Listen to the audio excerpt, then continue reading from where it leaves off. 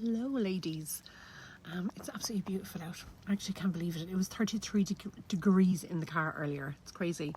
And it's the 1st of May, 2025. But today I wanted to talk about something that affects so many of us in midlife, especially during perimenopause, and that is visceral fat. And if you haven't heard about it before, you're gonna, because that's what I'm here to talk about.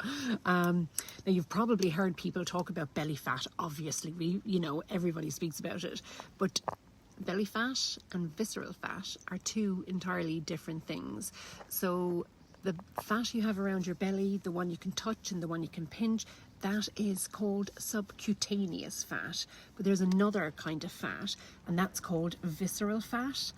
And it sits deep inside your body, and it's wrapped around your organs, like your liver and your pancreas and your intestines.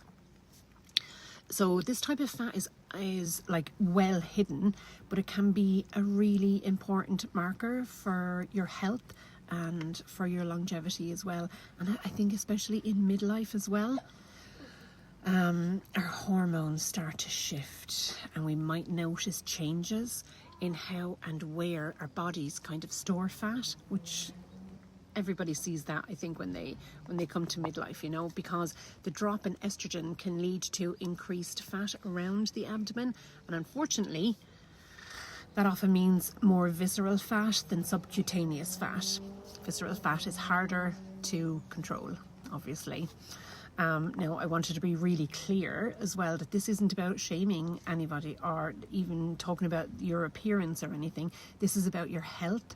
It's about energy, and it's about your future, and it's about longevity as well, because health professionals consider visceral fat and waist circumference to be important indicators of risks of conditions like insulin resistance, cardiovascular diseases, and all over body inflammation. But we can do something about it. If you're walking, walk a little bit more, they say. If you're focusing on protein, brilliant. If you're trying to build strength, amazing. Talking to your GP about it as well. Advocating for yourself, or even if you're on a GLP-1 journey like I am, every single step you take towards protecting your future and protecting your health is a positive, isn't it? It doesn't have to be all or nothing either. You can just start with very, very small steps, what's that thing they say? Small achievable goals. But I think understanding visceral fat gives us a fuller picture of what's happening inside our bodies, and it reminds us to be curious rather than critical of ourselves, because I know so many women that go, I can't get rid of my belly, I just can't get rid of my belly, and they're going through perimenopause, and they're on HRT, and their hormones are all over the place, and it's nice to know why that's happening and why we have visceral fat around our abdomen in this phase of our life, and talk to your doctor about things that you can do about it.